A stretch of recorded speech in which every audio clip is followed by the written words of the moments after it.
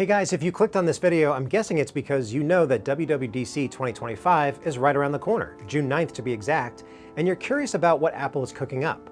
While it's safe to expect the usual lineup of software updates, there's a lot of buzz about how serious Apple is taking AI and how it plans to refine or catch up on the Apple intelligence experience. I mean, we are still waiting on the new Siri. I'll be breaking down the biggest rumored announcements for WWDC 2025, so let's jump right into it. Now, normally I'd probably kick off a video like this talking about rumors of iOS features, but there's something bigger than iOS, bigger than all of Apple's individual software platforms that could be coming. Allegedly, Apple has been working on a dramatic overhaul to its software approach, codenamed Project Solarium. It seems to be centered around unifying iOS, iPadOS, and macOS, making everything about the Apple ecosystem more cohesive. If the rumors are true, we expect redesigns to all of these operating systems. Think icons, menus, apps, windows, and system buttons that will look and act more standard no matter what device you're using. Apparently, this could involve taking cues from the Apple Vision Pro's visionOS interface, while also putting a heavy emphasis on artificial intelligence, or should I say Apple intelligence. But either way, it's hard to overstate what a big deal Solarium could be. The iPhone software has seen plenty of changes, but the last truly significant redesign took place over a dozen years ago with iOS 7. Back to your regular programming, the newest version of the iOS software for iPhone is always the crown jewel of WWDC. If Apple was sticking to the status quo, I'd be calling this software iOS 19. But Bloomberg's Mark Gurman recently reported that Apple may switch to year-based names. That means the iPhone software update we're expecting this year will be called iOS 26, as in 2026. This would also apply to the iPad, Watch, and other operating systems that I'll get to a bit later in this video. Apple is pretty good about keeping the new iOS specifics under wraps, but one thing that I'm betting heavily on is an update to the long-awaited Siri, one that offers a more conversational, context-aware experience and the ability to voice control your apps. Apple has been promising this update for ages, and there's no ETA in sight, so it's really time to put up or shut up when it comes to Siri. Then there's talks of a new gaming app that will house many of the features currently found in Game Center, like leaderboards and friends, while letting you launch games from within the app itself and giving people a stronger case to subscribe to Apple Arcade. Also in the rumor mill, even deeper personalization.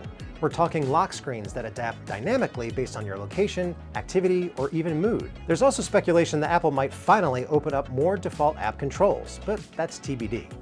If iPadOS 19 or iPadOS 26 delivers on the leaks, this might finally be the year that your iPad feels like a real laptop alternative. We're expecting refinements to Stage Manager that make window resizing and multitasking less of a headache.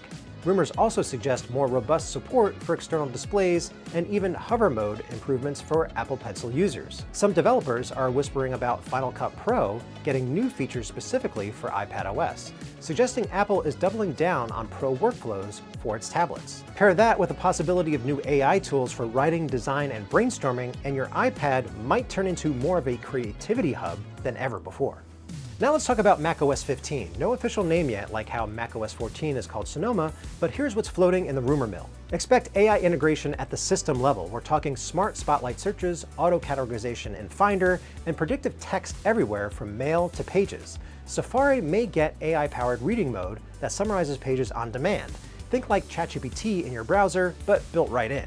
We're also expecting smarter window management and deeper continuity between iPhone, iPad, and Mac, going back to the whole Solarium thing. One possibility is that you'll be able to use your iPad as a full extension of your Mac without needing a separate app. Moving on to other corners of Apple's device ecosystem, the Apple Watch could be getting a major upgrade to health tracking with watchOS 12, or watchOS 26, you get the point. Anyway, rumors point to new AI-powered coaching in the fitness app. Not just tracking your workouts, but actually suggesting optimal recovery times or workouts based on your sleep, stress levels, or other health indicators. Oh, and we're also hearing about expanded widgets and more customizable complications.